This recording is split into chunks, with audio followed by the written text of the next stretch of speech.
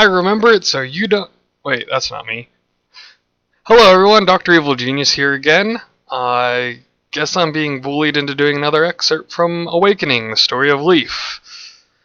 God have mercy on my soul. Hyrule Field, late evening of the 1st. Wait, what? Leif lifted up his shirt.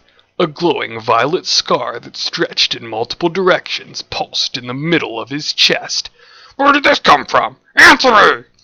Well, to tell you the truth, it's most likely from that door that you found in the mountainside. We could go back there, see if anything's changed. It has been a few days, after all. All right, but first, where are we exactly? Hyrule Field. Well, that isn't very far from the place at all now, is it?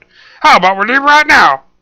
Leif threw the blanket off of him and jumped out of bed, grabbing his weapons and equipment off of the table aside from him.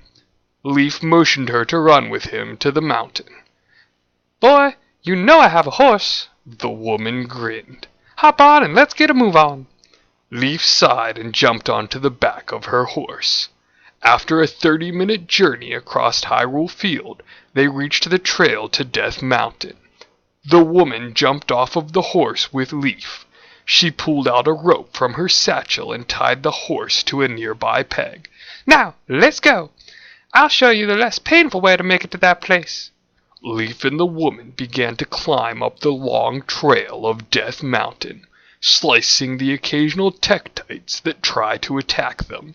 The woman halted. So, is this a place, or is still in the middle of nowhere a hobby of yours? She shook her head as she snapped out of her daze. No, it's nothing. Here, this is the place. She pointed at a stone wall, small pebbles rolling down the sides occasionally. This looks just like a plain wall to me, Leif sighed. You sure you're not senile, right? Just be patient.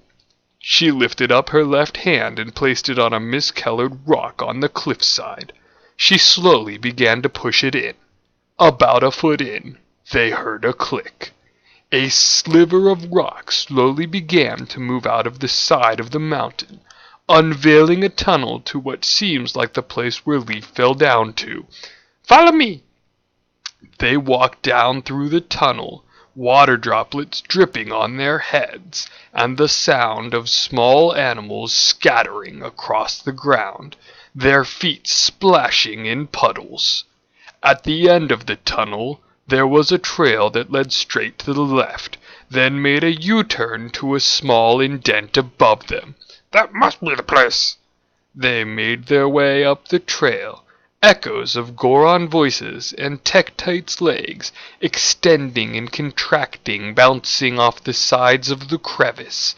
They approached the indent in the mountainside, getting closer and closer to where Leif had fallen victim to what seemed like a magic spell. As they approached it, they could hear a low whistle, like the sound of wind blowing down an abandoned shaft coming from in front of them. The wall that they could see was also reflecting a violet color off of the moist walls. Careful, we don't want you to fall victim to the magic seal once again. Yeah, right. Wait, what? Magic seal? There's some things you haven't been telling me, isn't there? Now's not the time to be worrying about that. What you have to worry about is whether or not you drawing the energy of the seal into your body weakened it enough to release the lock on the door. Leif raised eye. Wow. Hold up. Leif's eyes raised. Well, we need to hurry then. They both started to run to the indent in the wall. The closer they got, the louder the low whistle ringed in their ears. They turned the corner. The door was laying down on the ground, letting off a light glow bright enough to make it reflect off of the walls, making it seem like the seal was still holding. Ah, no. It seems we're too late. Too late for what? What's going on here? I created this seal many years ago to hold a monster captive that had the potential to transform any person or thing that it fights into a demon-like humanoid. When they transform, there's not necessarily any power or magical differences in them. They have the same strength they've always had, but the transformation unlocks a hidden power in people that can either be very dangerous or helpful, sometimes both. It turned my mother into one of these creatures, but she terrorized the citizens of my hometown. We had to kill her. I seeked revenge, so I went out on a search for this monster's living quarters. I found its cave and placed a mighty door in front of the entrance and locked it with a magical seal. When I found you laying in front of this door, I feared the worst. You absorbed the seal and now have the ability to lock it again. So please, do this for me.